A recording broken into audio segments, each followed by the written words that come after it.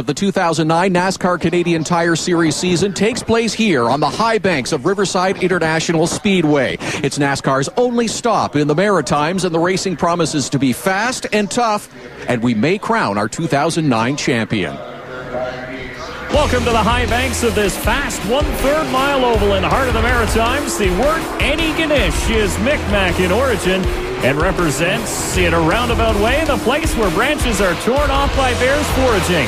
Well, tonight, those tree branches will be asphalt. Those bears, 3,000-pound roaring race cars. And the prize tonight, at least for one Canadian racing prodigy, could be the 2009 NASCAR Trophy.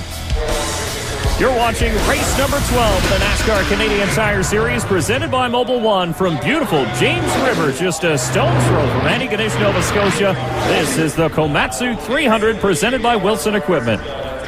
Hello, everyone, and welcome to Riverside International Raceway. I'm Dave Bradley. Along with me is Billy Rouse Jr. Todd Lewis, as always, is trackside. Billy, this is one spectacular facility in which the racers and teams always look forward to coming to. Absolutely, Dave. We compare it to Saskatoon. We called it the Prairie Jewel. Well, then this is the Maritime Jewel for sure.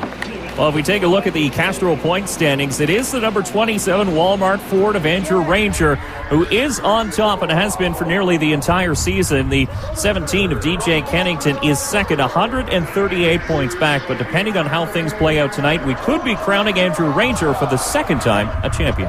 Well, Dave, there's no doubt about it. He can drive a race car, that's for sure. He has won almost half the races so far this year, and his worst finish has been ninth.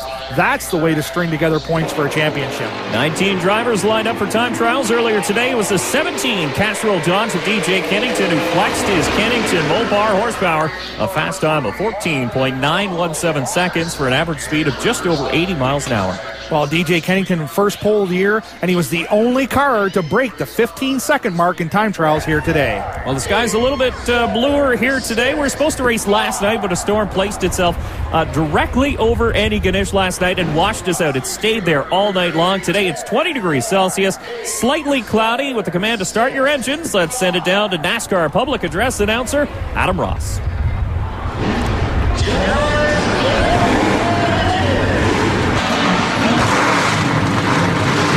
DJ Kennington of the Castrol Dodge will start from the pole position. He'll have to stay up front of this race at Riverside if he wants to keep his championship hopes alive. Alongside on the front row, Ron Beauchamp Jr. Another strong effort from the Mopar Parts Dodge as we get set for 300 laps of racing. Absolutely, Todd. During practice this morning, a bunch of cars, one of them being the Mopar Dodge of Beauchamp, was having an issue with the car bottoming out here at Riverside. These cars are so softly sprung up front, and they're rolling over too much of these high banks corners. The car buries itself in that high bank and is causing the frame rails to drag the racetrack. Actually, a number of teams had to raise their cars after practice. Don Thompson Jr. had an issue with his new Levitt chassis bottoming out, as did the 22 Canadian Tire Dodge of Scott Steckley. He was so low that his oil pan was taking the brunt of the load. So as the Dodge Pace Truck gets things rolling, let's take a look at today's starting lineup for the Komatsu 300. Kennington and Beauchamp make up row number 1. There is Scott Steckley and Andrew Ranger in the 27.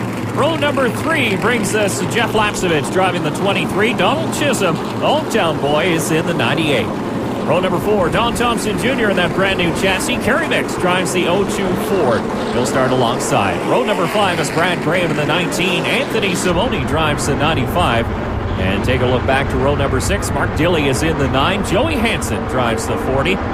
Row number 7 has the 18 of Ken Noon, new sponsor on board. The Great Adventure helping him out here this weekend. Jason Hathaway is in the 3. In row number 8, there's Jason White in the 21, a long way from home. And Dave Whitlock makes his final start here at Riverside Speedway. John Gahn is in the 12 in row number 9. And there's Hugo Vanini in the 97, making another start in the NASCAR Canadian Tire Series.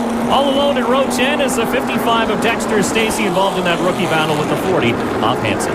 And the 9 of Mark Dilley. Mark loves this racetrack. He won here in 2007, Dave. He also operates a little speedway up northern Ontario called Sunset, and he's studied this facility in and out, and he's making a lot of the same components at his racetrack to match this speedway because it's so fan-friendly and it's so raceable. Well, this place was rebuilt back in 2006, and track owner John Chisholm and track manager Paul McLean have to be very proud of their accomplishments.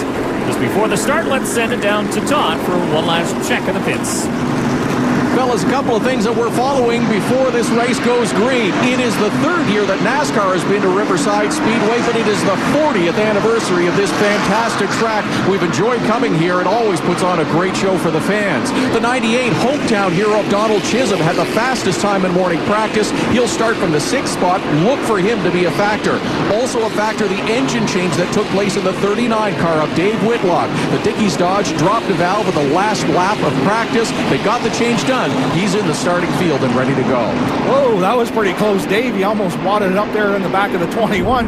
Not a good start at all, but Dave Whitlock, a veteran, knows how to run these long races, so look to him to move to the front. Field of 19 cars strong, lined up side by side all around this beautiful Riverside International Speedway.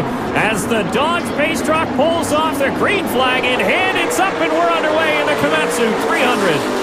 DJ Kennington up through the gearbox first. He got a good jump on Beauchamp. If he can hold a spot down the backstretch. Remember, DJ's points racing as well. He needs those 5 bonus points for leading a lap here tonight. And he will get those 5 bonus points. Coming across the start-finish line first to lead lap number 1. Beauchamp slots in second. There is Andrew Ranger, the Walmart Time Ford Fusion in the 27th third. Wow, what a racy little spot. Right now you can see them. They're dropping the cars down into the low lane, letting them drift up, coming up off the corner. That's the fast way around, but you can run the outside. There's Chisholm. He knows his track as good as anybody. He's just got to learn these race cars. You can run the outside here. Let's ride on board with Don Thompson.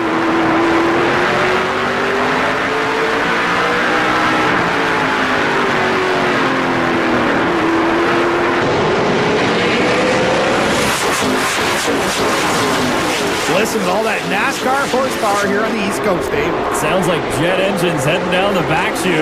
What a racy little speedway, side-by-side racing through the pack and super fast speeds. Let's watch those cars go by the speed shop. They're turning them up today, I'll tell you what. Even the Mopar used to run a little less gear than everybody else. The Mopar and the Ford both used to run a little less RPM. Now with these new motors and cylinder heads and camshafts, they're all turning them up. Listen to that motor of Beauchamp down the backstretch. Well over 8,000. We seen sparks out from underneath the 17 of DJ Kennington going down into the corner. Yeah, we talked about that off the top. Bottoming out was a huge problem in practice for a lot of these drivers, and possibly the 17 team of Kennington unable to get that car raised up. He's still on low air pressures and everything, Dave. Whitey does a real good job getting that car set up with DJ's input, and this car is hauling the mail. As the air pressures come up, it'll drag the bottom less and less as the air pressure comes up. 12th position, changing hands there. John Gaunt getting underneath the 95 of Anthony Simoni as we ride on board the Vortex brake pads number 3 from Jason Hathaway.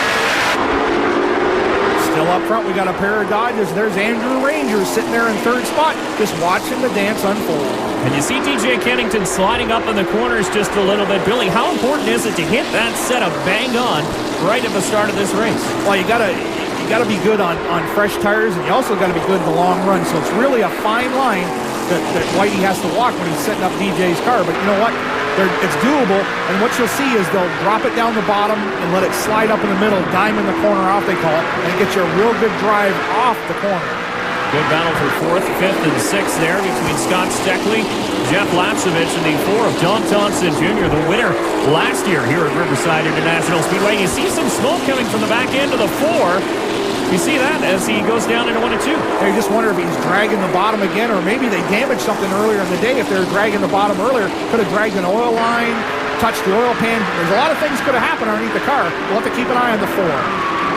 Boy, he gets really loose down there, chasing the 23 of Hathaway, and Thompson with his hand up. He's telling drivers in behind that he may have a problem. Oh, there's the black flag from starter Sean Gibbs, NASCAR, sending Don Thompson Jr. to the pit for a consultation. You can see the smoke coming up inside the driver's compartment there. Watch as he goes into the corner. Now it's smoking heavily, so you're right, possibly something gone amiss on the Home Hardware Chevy Impala SS and Don Thompson Jr. This is a big story. For sure. Whoa, there's a lot of oil coming down. When you get the back end comes around, he's got oil in the right rear tire. And that car's, it's big time now. Look at this. Brand new chassis and a brand new motor under hood for the Home Hardware team. Of course, the winner last week at Barrie Speedway will hit that pit road speed limit and look for his pit stall. As you can see the NASCAR officials looking underneath. We'll send it down to Todd.